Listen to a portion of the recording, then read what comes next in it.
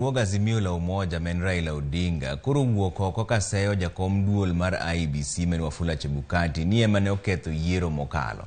E twak makende gi Ramogi TV, Raila Odinga olero ni en owuon en kod adieri ni ne oyudo loch e yiero mokalo. Raila nolose wi weche buora moko kuom gi en yiero mokalo, chenro mag sekta mopogore opogore koriwore koda ka doho, od bura kinde mamoko bende. Ng'eny ji ywak ni geno koro rumo. Ang'o manotimore in king'iyo e higa mar 2022? Ang'o manotimore e yiero? Gima notimore e yiero ni en gima rach polo yiero mosebedo nyime kucha. Nikech jopiny nochandre odhi ochung' e laini mogo ombulu. Mogo ombulu maber ahinya. To kokro chopo sama iriwo ombulu to gik moko dhi ogajre. Mae bang'e koro giketo ng'ama ne oyombo magirando noyombo. Kuonde moko ka to ne nitie moko modhi maber. Kombe mag MCAs, mag MPs, koro koni. Kuonde moko to ne nitie pogruok. Nitie jomolandi noyombo ma ok noyombo. To noneno ka Azimio oyombo e kombe mag MCAs, Azimio oyombo e kombe mag wajumbe, Azimio oyombo e kombe mag senators, mag governor, duto Azimio ema oyombo kombe mang'eny duto te. Koro onge kaka Azimio ne nyalo rem loch e wach mar yiero mar presidency. Kanyo ema gik moko nodhi ogajre. To ne uneno ka ng'ama iluongo ni Chebukati wuok kende to wacho ni en gi kwan mag ombulu. To commissioner ang'wen okwerna huyo magigo wan wakia. Igolo gi kanye. To kuna ni joge oseriyo gigo omiyo koro dhi lendo. Migi yuare mi joka oringo owuok wa kanye. Koro kane gin ji abiriyo to ji ang'wen okwer ni mago miriambo. Jadek ni moyie kode. Ere kaka mano bedo adiera. Tae bang' kendo ka gidhi Supreme Court, kodhi Supreme Court bende choko yie kodgi. Ma e gima ogino owang'o jopiny. Ok ne kani wacho ni joko oloyo. To onge ng'ama no celebrate e Kenya mangima. Kuonde ariyo kende mane ji owuok e ndara ni ji celebrate. Ke jopiny ong'eyo ni gima ne olandi ka ok en adiera. E gin miriambo. Emomiyo wacho jothurwa ni obiro loso e higa manyien. Obiro nyisogi kama wadwa luwo. Nyaka wane ni gini ogole maber piny te nyaka ng'e ang'o mane otimore. Ang'o mane nie dak mag kama ne gik moko donje ka.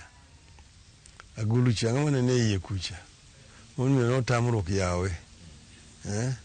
Odwa ni mondo wachno owuog oko. Eka biro nyiso jothurwa ni magi adiera to mae kaka koro wadwa wuotho. Jakom nitie jomoko mawacho ni thuol nodonje ko ni jogo mane jogi wegi ema nondhogi chieng' yiero. Mago miriambo. Onge joga manondhoga kata achiel. Yo notiyo matek kampen manyicho watimo ni pok watimo kampen machalo manyicho watimo ni. Ne ji otiyo tete mategno kabisa kamoro amora. Gima loso gi en kaka joluo wacho ni ratego onyono kusi meru. Koro kar chomo kode teri chata meru makoro dawo. Ni mama osekwiri pile. Loso wetho bolo kusa bola. Koro kene kaka koro yuda sana kawuono. Nimo koro nokete wiyi. Mano ok en adiera. Nikech kiwacho wach mar ombulu kaka nogo, ni wayombo gombulu. Ombulu okethre kama ikwene dak kucha. Ema ombulu okethre. Gima nohuru nyalo timo kane ne onge. Kijine wacho ni koda polis no nyiso ni mondo ne ni ombulu go maber kwan maber. To ombulu go maber kwan maber koro kameriyo mokoro en luto ng'ama iluongo ni Chebukati ema gik moko dhi okethre. onge gima uhuru ne nyalo timo gi kanyo kama ne gino chopeno. Joma wacho weche moko kuom uhuru gi mano gi joma kwenyo uhuru. Gima uhuru otimo marach an ok aneno. Jomoko bende wacho ni jowa makoni nokowuok oko mar goyo ombulu nikech nokichopo irgi maber.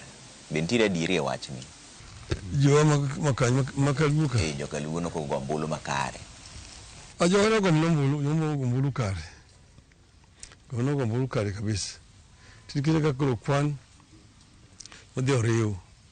Tiyudo ni ombulu maga ni Kisumu ka na nyanga yudo kura mang'eny mohinga.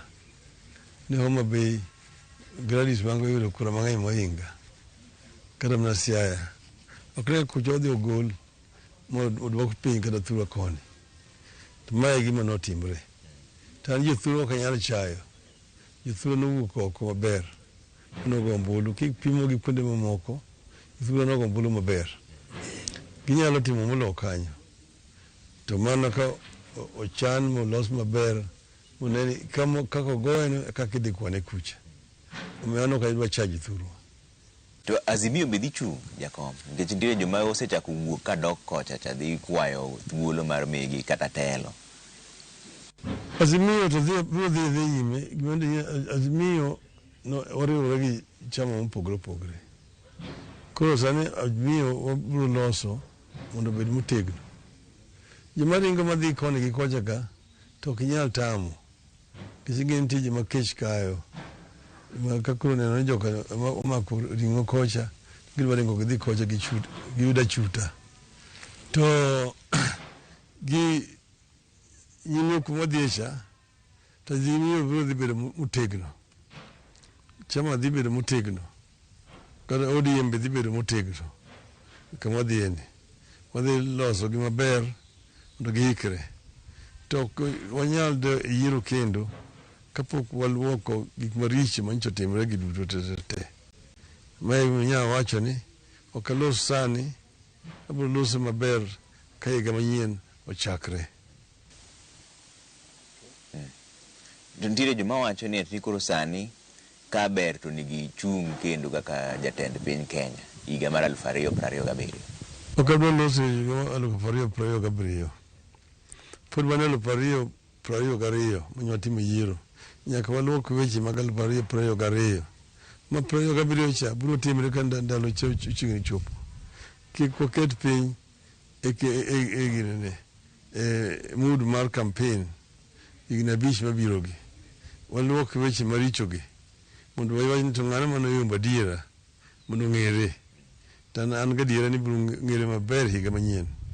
Biro walo limna maler kanyarogno. Nyaka ne duogi bisewuoyo gi jatend piny Kenya men William. Bisegone simu busewuoyo kamora. Ni waseloso kapok ne okwano ombulu. To pok waromo nyaka sani kachakre chieng'no. Nikech bende odich gi weche mage to bende ong'eyo gima notimore. Omiyo kamano koro pod otemo ni mondo owuond wi jopiny mondo jopiny owil. Ang'e gik moro timore nyime kucha. Ang'e kaka gik moko biro dhi. Jomoko wacho ni 4 kuom 10 mane miye no ni dwa di ahinya nikech tiere gik moko manowacho no biro timo to osetimo kaka ndiko jong'ad bura e doho kaka Hustler Fund kere bende nosekelo. To ni miye 4 kuom 10. To kidhi ka jopiny to miye 3 kuom 10. Kaka gima standard otimo. Paul manyowuok cha omiye 3 kuom 10. Maber mana paro kamano. Joga moko manyicha paro mopogore momiyo wakete 4 kuom 10. Nikech nitie moko osetimo. To moko be otimo to kaka nosingo. Omiyo jopiny ywak sani. Jopiny ywak nikech ok ne ka en owuon ne ok ogeno nodhi yombo. Omiyo ne ok ochano gik moko. Nowacho gik moko mong'eyo ok onyal timo. To wan to ne wang'eyo gik mane wasingo te ne wang'eyo kaka ne wadhi timo.